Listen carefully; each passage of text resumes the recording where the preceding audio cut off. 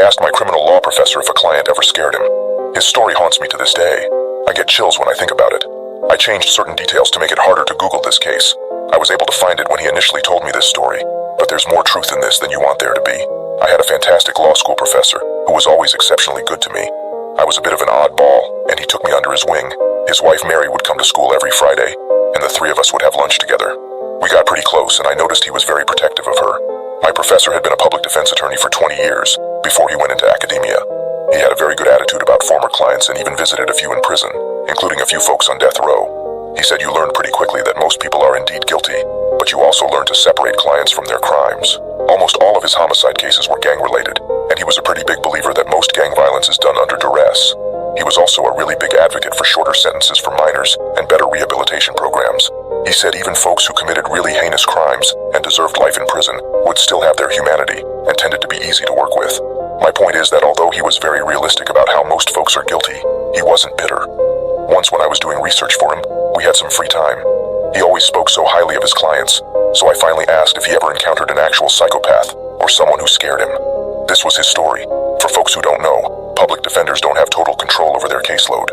They develop a certain expertise, but a lot of them get assigned the cases they're assigned. Anyway, he got assigned a homicide case that was pretty fucking brutal. A woman has been mutilated while still alive, assaulted and violently murdered. The photos were so bad that my professor got a little sick when he saw them.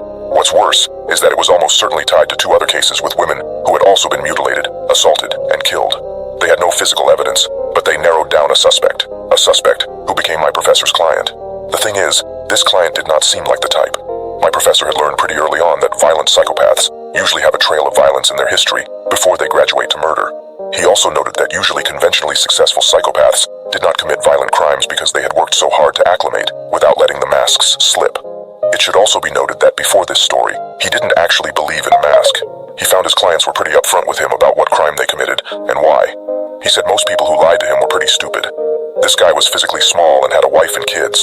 He wasn't wealthy, but he did have a good job and friends. He was exceedingly polite in their meetings and oddly soft-spoken.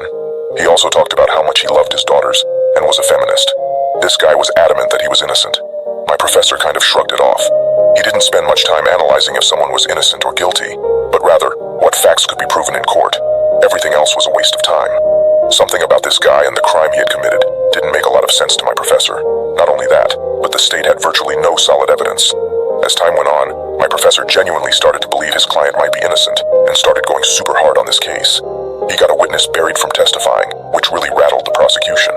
One of the things that convinced my professor that most of his client's innocence was the way his client responded to seeing photos of the victims. They were going to be shown in court, and my professor wanted him to be prepared. The guy looked like he was going to throw up. He'd been over a trash can and looked distraught. He also just started rambling like he was experiencing a genuine, authentic trauma response.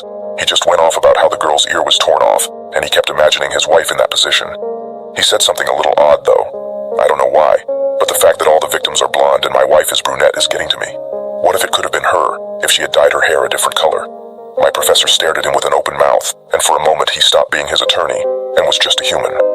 My wife Mary is a Latina woman, and I had the same thought when I saw these photos, like maybe it would have been her, with just a twist of fate.